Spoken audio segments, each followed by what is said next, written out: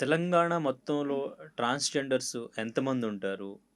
మొత్తానికి వాళ్ళందరూ అంటే అందరికి కూడా గురువులు కూడా ఉంటారు కదా! సో, ఎంతమంది గురువులుంటారు? ఆ గురువుల దగ్గర ఎంతమంది ట్రాన్స్‌జెండర్లుంటారు? టోటల్‌గా తెలంగాణ స్టేట్‌లో ఎంతమందుంటారు? అంటే ఇక్కడ మనం ముఖ్యంగా మాట్లాడుకోవాల్సింది ఎక్కడ కూడా అధికారికంగా సర్వే అనేది ఎక్కడ జరగలేదు ఓకే. ఇప్పటివరకు. ట్రాన్స్‌జెండర్ వ్యక్తుల మీద ప్రత్యేకమైన సర్వే కార్యక్రమం అనేది ఎప్పుడు కూడా జరగలేదు. మన తెలంగాణలో కావచ్చు, ఉమ్మడి ఆంధ్రప్రదేశ్ ఉన్నప్పటికి కూడా జరగలేదు.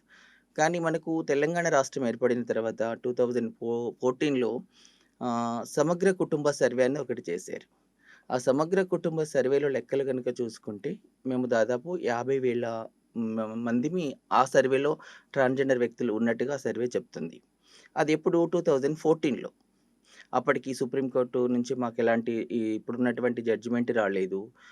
ఇప్పుడున్నటువంటి సోషల్ మీడియా అంత యాక్టివ్‌గా అప్పుడంత లేదు. కానీ ఇప్పుడు ఆ తర్వాత మాకు సుప్రీం కోర్ట్ జడ్జిమెంట్ వచ్చిన తర్వాత మేము ఓపెన్‌గా బయటికి రావడానికి ఇప్పుడు సుప్రీం కోర్ట్ జడ్జిమెంట్‌లో ఏముండంటే, మా సెల్ఫ్ డిక్లరేషన్ మేమే చెప్పుకోవచ్చు. మా ఐడెంటిటీ మేము ట్రాన్స్‌జెండర్ వ్యక్తి అని చెప్పుకొని నా డిక్లరేషన్ నేనే ఇచ్చుకుంటే ట్రాన్స్‌జెండర్ వ్యక్తిగా చెప్పబడుతుంది. ఓకే. ఆ సుప్రీం కోర్ట్‌లో ఉంది అట్లాంటి జడ్జిమెంట్ ఉంది. ఆ తర్వాత ఓపెన్ అయిన వాళ్ళు చాలామంది ఉన్నాము. అంటే ఇప్పుడు దాదాపు అది ఒక 12 ఇయర్స్ ముందు వచ్చినటువంటి సర్వే గాబట్టి ఇప్పుడు దాదాపు మేము దానికి డబుల్, త్రిబుల్ అయి ఉంటాం మా నంబర్‌ను. అది అధికారికంగా ఎక్కడ లేకపోయినప్పటికీ మేము దాదాపు 1,50,000 పైచిలుకు మన తెలంగాణ స్టేట్‌లో ఉన్నాము. మన ఓకే. ఎల్‌జీబీటీ కమ్యూనిటీని చూసుకున్నట్టయితే.